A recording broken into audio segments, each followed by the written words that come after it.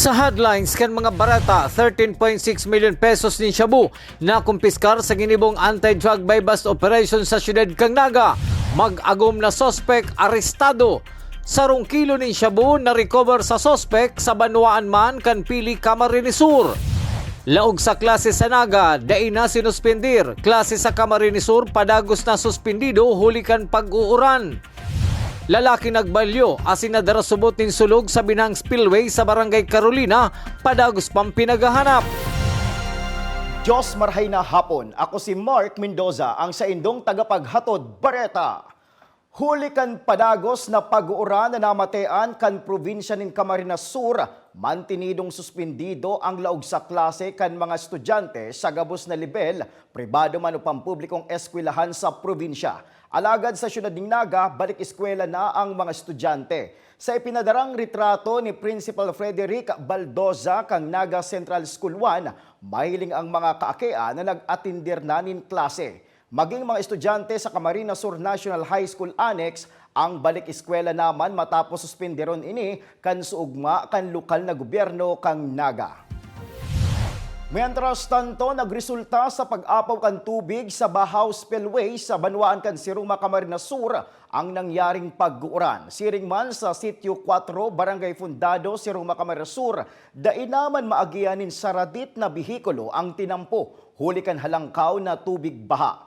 Mantang higutman na pinagmomonitor kang MGRRMO sa Banwaan kan Bula, Camarines Sur ang tubig sa Colgante Bridge, Barangay Umbaw, Pulpog kan nasabing Banwaan. Padagos pa sa mga bareta, padre di pamilyang nakamotorsiklo na nagbalyo sa Binabang Spillway sa Barangay Carolina, Siyudad ng Naga na pinagtutubudang nadara kan makusog na sulog kan tubig. Padagos pang pinaghahanap. Detalye sa report ni Jerome Breeze.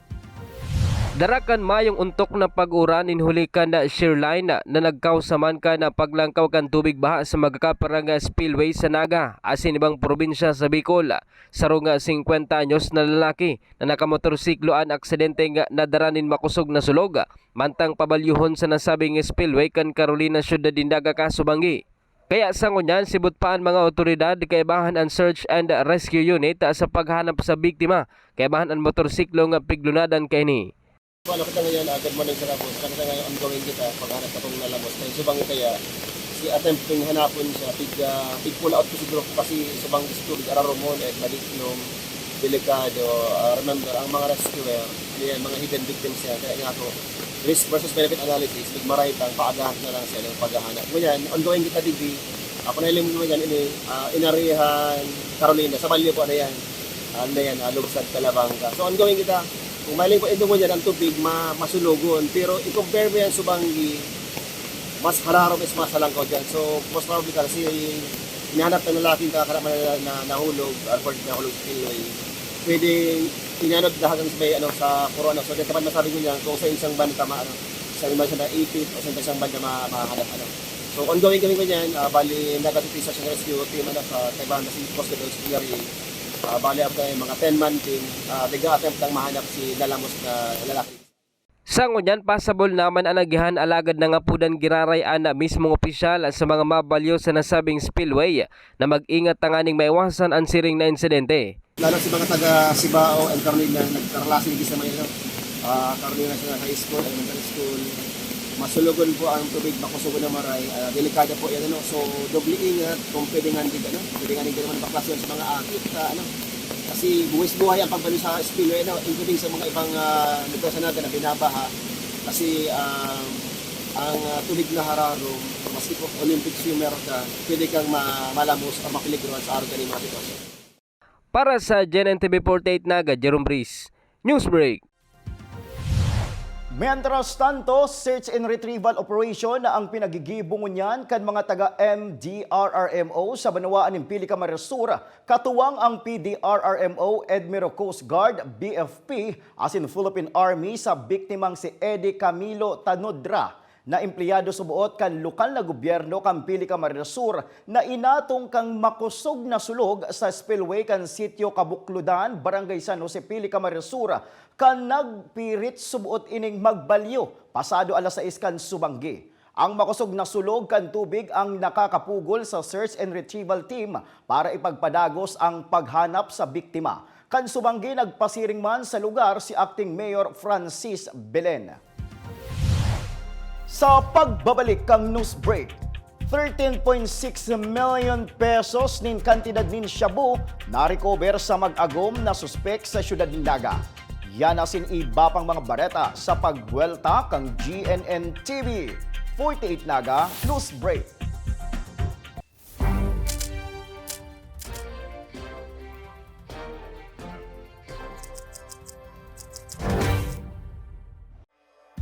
Mas pinalinaw, mas pinalakas, mas pinalawak. Ang GNN TV 48 Naga, digital na! Kung ang inyong TV sets ay digital ready na, pindutin ang scan o search channel button at makikita ang GNN TV Channel 48. Maaaring gumamit ng indoor o outdoor antenna para sa mas klarong panonood. Ganito rin ang gagawin kung kayo ay gumagamit ng digital box. Sa mga susunod na araw, asahan ang mga programang malapit sa puso ng mga Bicolano. Flight attendants, prepare for takeoff, please.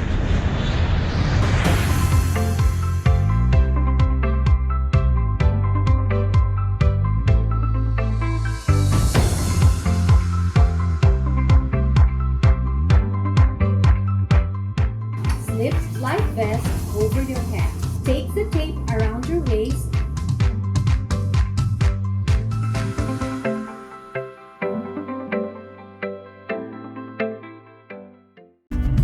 Sa oras ng sakuna, isa sa mga kailangan natin sa ating tahanan ay isang gubag. Ang isang gubag ay naglalaman ng tubig, mga dilata at biscuits upang hindi tayo magutom, energy bars o energy drink, first aid kit, communication devices tulad ng flashlights at batteries, whistles o pito, portable radio, at extra cellphone. Mas mabuti kung meron tayong prepaid load guard. Tools tulad ng Swiss knife at gunting. Maaari rin tayo magdagdag ng lubid. At huwag natin kakalimutan ang hygiene kit. Naglalaman ng sabon, tissue, toothpaste, toothbrush, at face mask. Sa lahat ng oras, laging bukas, nakahanda ang aming tanggapan. Tandaan, ang Bicolanong alerto, pirming protektado. Work with Business Executive or turn yourself to become one. Explore the career in the world of business with NCF's Bachelor of Science in Business Administration, major in Financial Management. This degree prepares you to excel in the financial service sector. Start it right with NCF's College of Accountancy and Finance.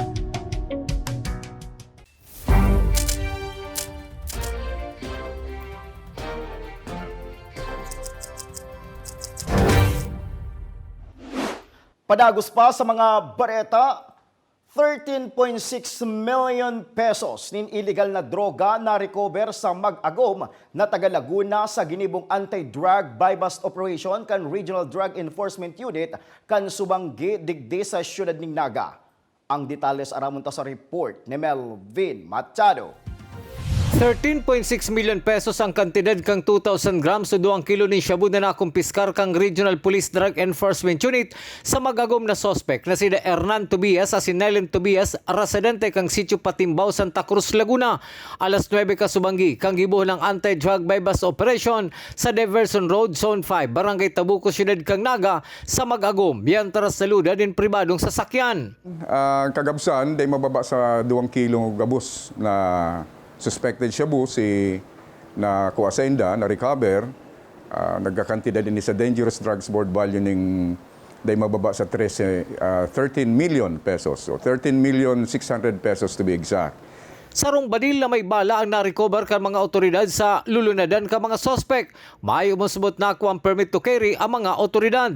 Nasa Police Station number 1 Detention Facility ang mag-agom na sospek. Susug sa agom na lalaki, no comment na sinda. Asin ang abogado na lang subot ang bahala sa sainda. No comment po.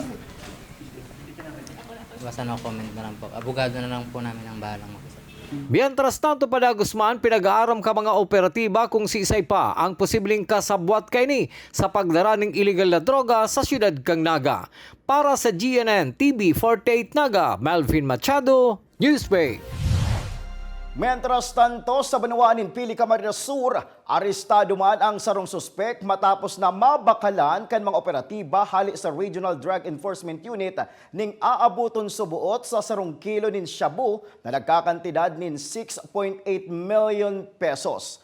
Sa atubangan kan Pili Public Cemetery, nagkaigwanin barakalan ni illegal na droga. Kung kaya digdinaman ginibo ang pag-imbintaryo kan mga ebidensyang nakuha sa suspek.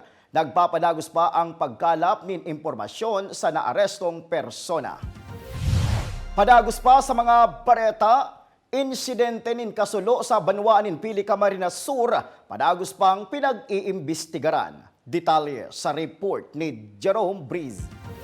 Padagos pangunya na pinag-imbestigaran ka na Bureau of Fire Protection na Pili ang nangyaring kasulo sa sarunga residensya Kasubangi sa Zona 7, Barangay Santiago, Pili, Camarines Sur. Gibo sa light materials ang nasabing harunga kaya marikas ining kinakankan kalayo. Alagad na responderan man tulos ka na Bureau of Fire Protection sa panginot ni Fire Senior Inspector Jeremias sa Mota Jr. Mayo pa nin report sa kausakan kasulo sa nasabing harong asin konperan kantidad kan danyos na winalat kan kasulo. Para sa GNN TV 48 Naga, Jerome Breeze, Newsbreak.